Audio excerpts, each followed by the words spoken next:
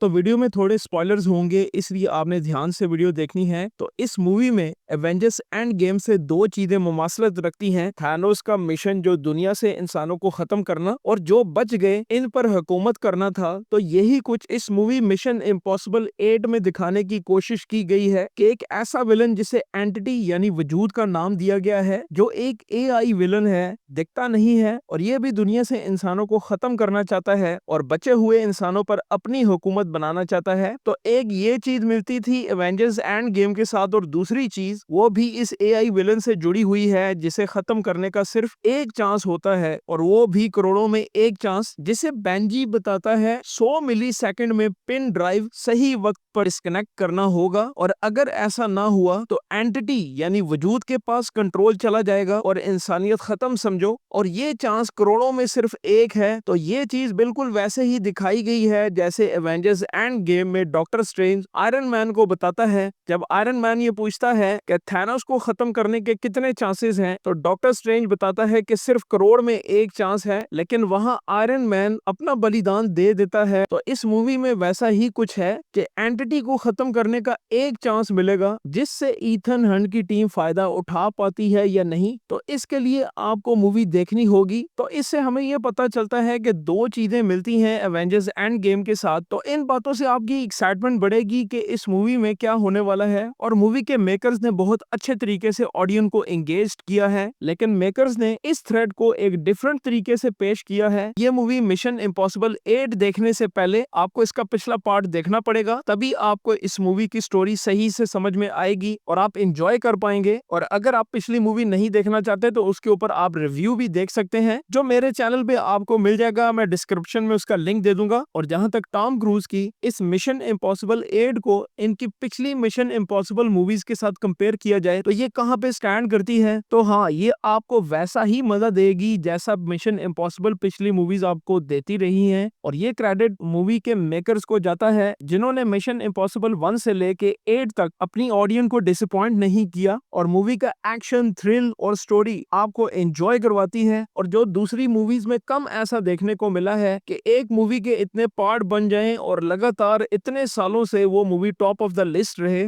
और इस mission impossible 8 movie में इन्होंने पिछले आने वाले पार्ट्स को भी जोड़ दिया है, स्टोरी को इस तरीके से पिन किया है कि ईथन हंट ने जो पिछले मिशन किए होते हैं उनका ताल्लुक भी ईथन हंट के इस मिशन से जुड़ा होता है, कि ईथन हंट ने जो पिछले मिशन किए थे उनका असर कैसे इसके आज वाले मिशन पे हुआ है और दुनिया को एक खतरा लाहिक हो गया है। तो ये चीज बहुत अच्छी मुझे लगी। तो इस बार भी जब आप मूवी देखेंगे तो ईथन हंट कुछ ऐसी नामुमकिन चीजें आपको करते हुए नजर आएगा जो आपको हैरान कर देंगी और आप अपनी सीट से सीधे हो जाएंगे कि क्या ये कर पाएगा या नहीं। तो क्या ये टॉम क्रूज की मिशन इम्पॉसिबल की आखिरी मूवी थी? तो मुझे ऐसा लगता है कि ये डिपेंड करता है इस मूवी की सक्सेस के ऊपर। तो आप ये मूवी जरूर देखें, बिग स्क्रीन पे देखें, आपको बहुत मजा आने वाला है। तो नेक्स्ट वीडियो में कुछ और मूवीज के ऊपर बात करेंगे। चैनल को सब्सक्राइब कर लें, बेल आइकन के बटन को दबाइए। अगर वीडियो अच्छी लगे तो लाइक करें। मिलते हैं नेक्स्ट वीडियो में, तब तक करिए इजाजत।